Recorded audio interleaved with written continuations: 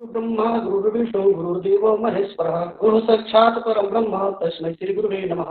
यस्योदयात् समये सुरमुकुटनिभृष्ट चरणकमलोऽपि कुरुतेञ्जलि त्रिनेत्रः स जयति धाम्नां निधिः सूर्यः। नमः सभापति सभापति। सर्वप्रथम सबसे पहले परम पूज्य गुरुदेव सर उमाशंकर शुक्ल जी का अभी हम लोगों को आशीर्वचन प्राप्त हुआ है। इनको सर्वप्रथम चरण स्पर्श करता हूँ, क्योंकि हमारे अंदर जो भी शिक्षा मैंने ग्रहण किया है उन्हीं के श्री चरणों में बैठकर मैंने ग्रहण किया।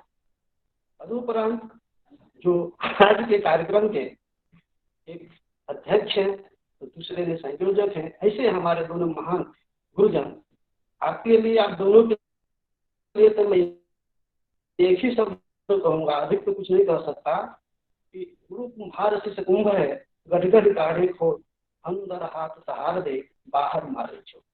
आप लोगों ने समय समय पर जब आवश्यकता पड़ी है, जब आप लोग को दिखाई दिया है कि नहीं ये विचलित हो रहा है, आप निरंतर हमारा मार्गदर्शन करते रहे।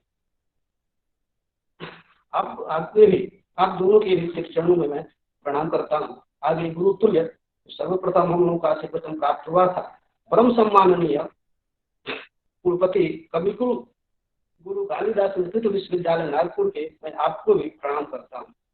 इसी क्रम में आगे उपस्थित हैं हमारे अग्रज बड़े भाई तुल्य प्रोफेसर हंसधर झा जी और प्रोफेसर रमेश शुक्ला जी, आप दोनों को भी मैं प्रणाम करता हूँ। इसके उपरांत मैं आगे अपने विषय प्रस्तुत कर रहा हूँ। प्रोफेसर कृष्णाकांत 10 मिनट का समय है, 10 से 12 मिनट में आप अपने वक्तव्य को संपन्न करेंगे। जी जी जी, ऐसा अध्यक्ष का आदेश है। जी जी जी अस्तु। अच्छा, प्रयास करूंगा। जी, आज यह विषय है काल विमर्श। सबसे पहले काल की चर्चा ज्योतिष शास्त्र में आती है, थोड़ी सी ज्योतिष शास्त्र के ऊपर मैं व्याख्या दे रहा हूँ। ज्योतिष शास्त्र भास्कराचार्य ने कहा है कि ज्योतिष शास्त्र फलम पुराण गणते आदेश। आकाशीय जिन जिन पिंडों के प्रभाव से पृथ्वी या पृथ्वीस्थ जीव प्रभावित होते हैं, उन पिंडों का कब, कहाँ, क्या, कैसे, क्यों, क्या प्रभाव पड़ेगा, इसको ज्ञात कराने वाले शास्त्र को ज्योतिष शास्त्र कहते हैं। काल ज्ञान कराने के कारण इसको काल विधान शास्त्र कहा गया है। आचार्यों ने ज्योतिष शास्त्र को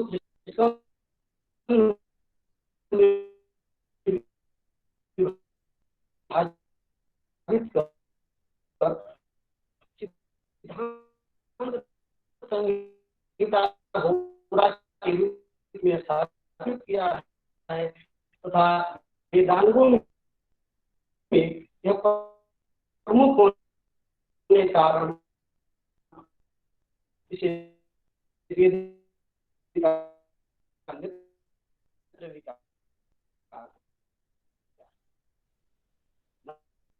भारत संहिता के पहले अध्याय के चौथे श्लोक में इसका वर्णन काल कलना मानव प्रभेदा क्रमात् चारश्चद्विशतां विधाच गणितः प्रश्नः तथा सोतरः बोधिष्यः ग्रह संस्थितेस्य कथनं यन्त्रादि यच्योच्यते सिद्धान्तस्य उदाहृतोऽत्र गणितः स्कन्ध प्रबन्धे बुधै।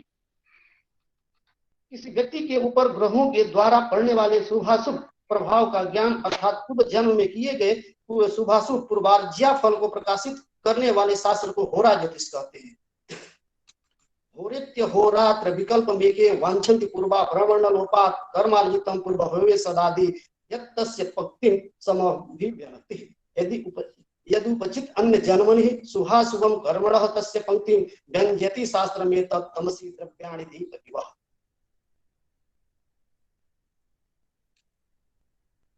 जिनमें सामान्य रूप से सबके हित की चर्चा करते हुए ज्योतिष के संपूर्ण विषय वस्तु का कथन हो, उनको पूर्वाचार्यों ने संहिता ज्योतिष कहा है।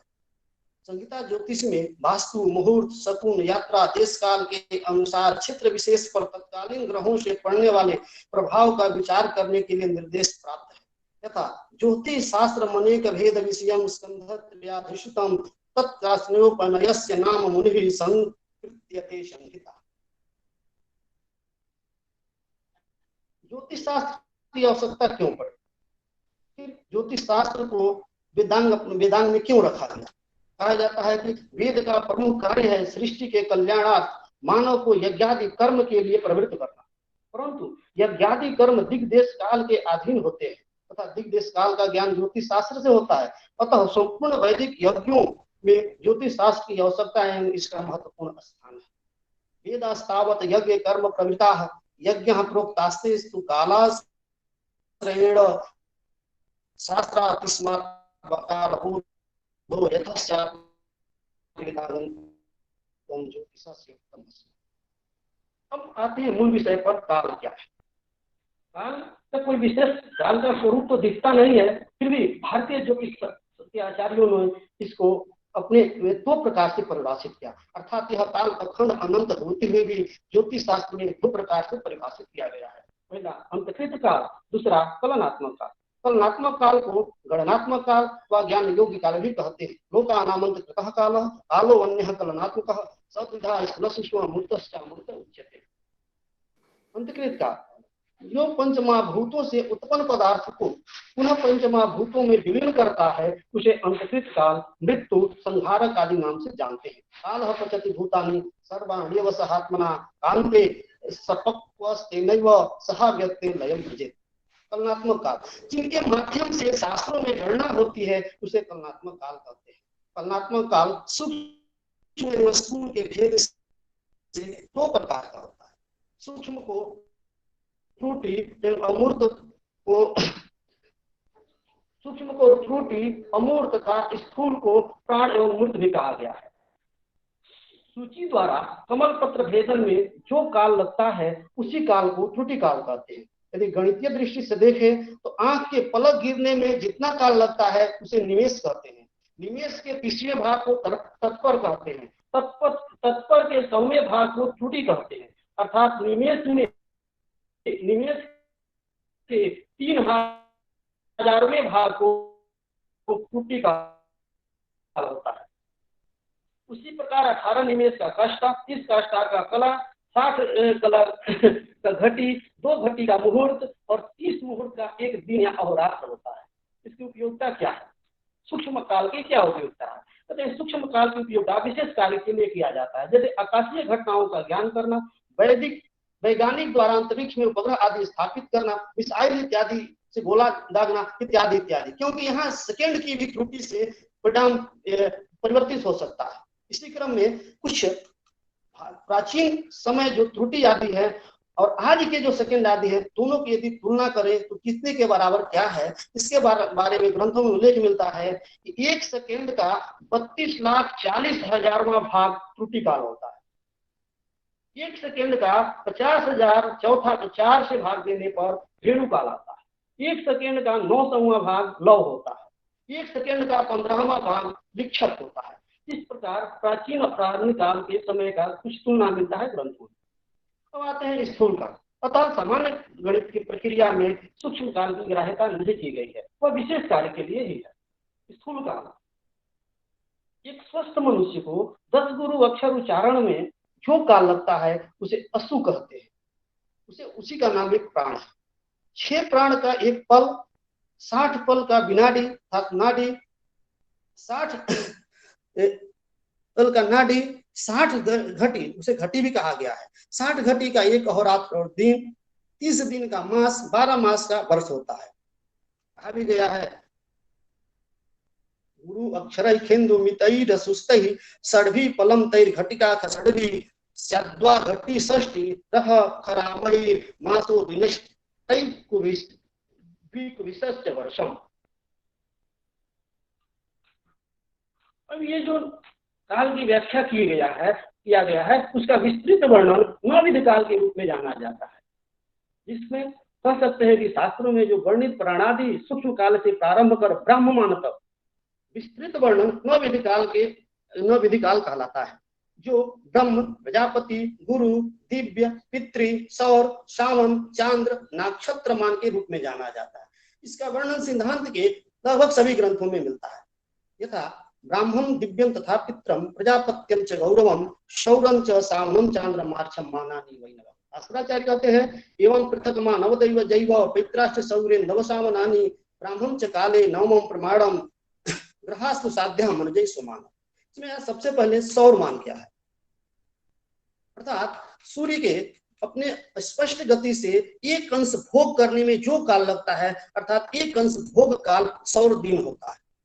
एक राशि भोग काल 100 मास होता है तथा भगण भोग काल, एक भगण भोग काल को 100 वर्ष कहते हैं। इसकी प्रवृत्ति सूर्य की संक्रांति से ही होती है। संक्रांत्या सौरोच्यते रवेश चक्र भोगो अर्क वर्ष प्रदिष्ट। सामान्य क्या है? प्रवाह वायु के द्वारा पश्चिमाभिमुख भ्रमण करते हुए पूर्व क्षिति में जब ग्रह का स्पर्श होता है उसे ग्रह का उदय कहते हैं। उसी प्रकार एक उदय से दूसरे उदय पर्यंत जो काल व्यतीत होता है उसे ग्रह सामन मान कहते हैं। नक्षत्रोदय से नक्षत्रोदय पर्यंत नक्षत्र सामन मान होता है।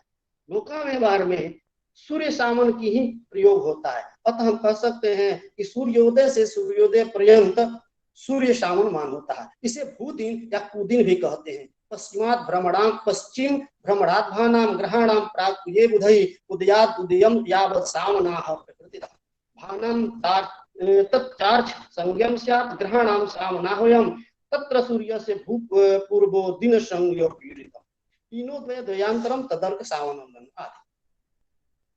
चंद्रमा, जब पृथ्वी और सूर्य के बीच में चंद्रमा आते हैं, अर्थात जिस समय पृथ्वी सूर्य और चंद्र तीनों के बिंब केंद्र एक सरल रेखा में होता है उसे दर्शांत काल कहते हैं या अमांत काल कहते हैं।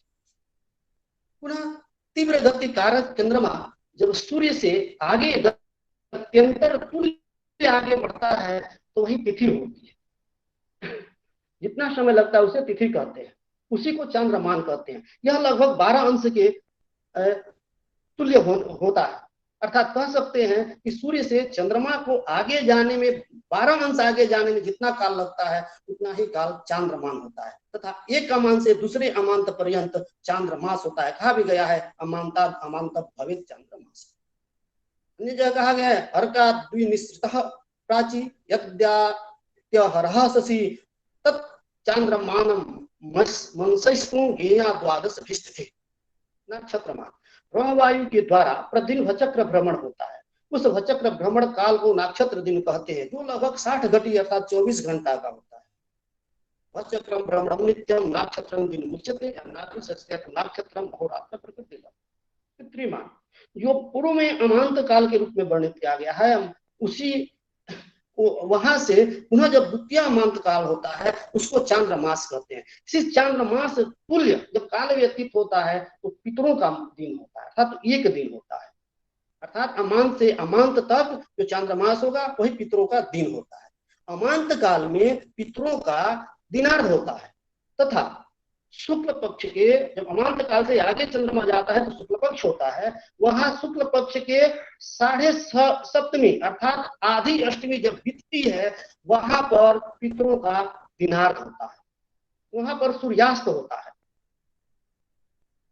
उसके बाद जब पूर्णिमांत काल आता है, पूर्णिमांत काल का मतलब यह हुआ तात्पर्य कि सूर्य और चंद्रमा के बीच में पृथ्वी आ और उस समय तीनों बिंबों के केंद्र एक सरल रेखा में हो, वही पूर्णिमांत काल होता है। वहां पर पितरों का रात्र्यर्ध काल होता है। पुनः जब कृष्ण पक्ष की सार्ध सप्तमी अर्थात आधी अष्टमी बीतती है वहां पर पितरों का उदय काल होता है। इस प्रकार एक चांद्रमास के तुल्य पितरों का एक दिन होता है। 63 तिथि भी मासस चांद्रम पित्रमः स्मृतम निशाच मास पक्षांतौ तयोर मध्य विभागतः। गुरुमान, बृहस्पति के द्वारा मध्यम गति से एक राशि भोग काल करने में जितना समय लगता है उसे गुरुमान कहते हैं।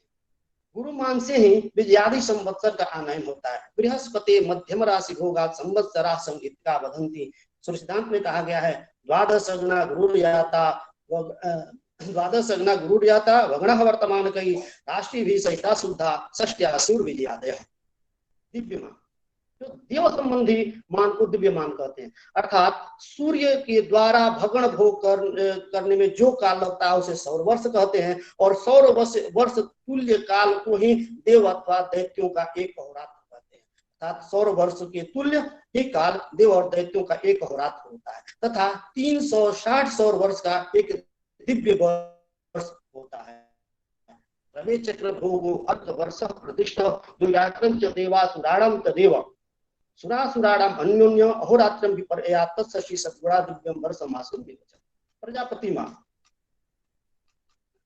43,20,000 सौर वर्ष जब व्यतीत होता है तो एक चतुर्युग होता है, अर्थात 43,20,000 में चारों युगों का मान अलग अलग पठित है, जिसमें सतयुग का 17,28,000 सौर वर्ष, त्रेता का 12,96,000 सौर वर्ष, द्वापर का 8,64,000 सौर वर्ष और कलयुग का 4,32,000 सौर वर्ष होता है। सबका जब योग करते हैं तो 43,20,000 सौर वर्ष होता है। ऐसे 43,20,000 सौर वर्ष को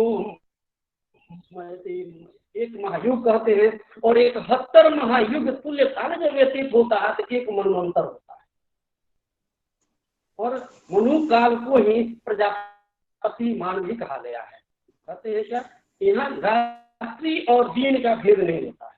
कहा गया द्वादश सहस्राणि चतुर्युगमुदाहृतम सूर्याद संख्या द्वित्रिसागरैः युगानां सप्ततिशैका मनवंतरम विभोच्यते मनवंतर व्यवस्था च प्रजापत्य उदाहृतम न तत्र द्विनिशोर भेदो ब्राह्मण कल्पः प्रचलितम्। जो पूर्व में वर्णित है मनवंतर, वैसे वैसे 14 मनु और उनके 15 संधि। अब संधि का मनु का तो काम निश्चित हो गया, अब फिर संधि काल कितना है तो कहा कृत प्रमाण संधि अर्थात कृत अर्थात सत्यु का जो मान कहा गया है। तिवारी अनु आप अपने को अनम्यूट कर दें। मनु और 15 संधियां व्यतीत होती है, 15 संधियां व्यतीत होती है इनमें, अर्थात 14 मनु और 15 संधि काल व्यतीत होने पर एक कल्प होता है। और कल्प ब्रह्मा का केवल अह है, सूर्योदय से सूर्यास्त है। इसमें 4 अरब 32 करोड़ सौर वर्ष व्यतीत होते हैं, जिसमें हम कह सकते हैं 1000 महायुग होता है। पुनः 2 कल्प अर्थात 8 अरब 64 करोड़ सौर वर्ष जब व्यतीत होता है तो ब्रह्मा का पूरी की पूरी अहोरात्र व्यतीत होती है।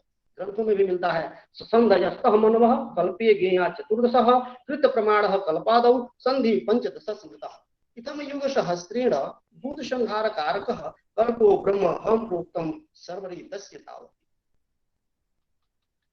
इस प्रकार जो नौवेद काल मान का वर्णन आया, इसमें क्या लोक व्यवहार के लिए, मानव के लिए क्या 9 प्रकार के मानों को नित्यशः उपयोग है? ऐसा नहीं है। केवल जो 9 प्रकार के कालमान है उसमें मानव के उपयोग के लिए केवल चतुर्वेद कालमानों की उपयोगिता होती है। उसमें कौन कौन से हैं? कहा कि सौर, शामन, चांद्र एवं नक्षत्र। इन चतुर्वेद कालमानों की उपयोगिता है।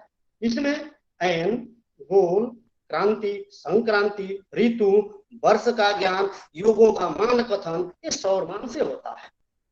दिनों की गणना चाहे जन्ना शौच हो या मृता शौच हो, चंद्रायण व्रत, दिन, मास, वर्षों की अधिपति और ग्रहों की मध्यम गति का ज्ञान सावन मान से होता है।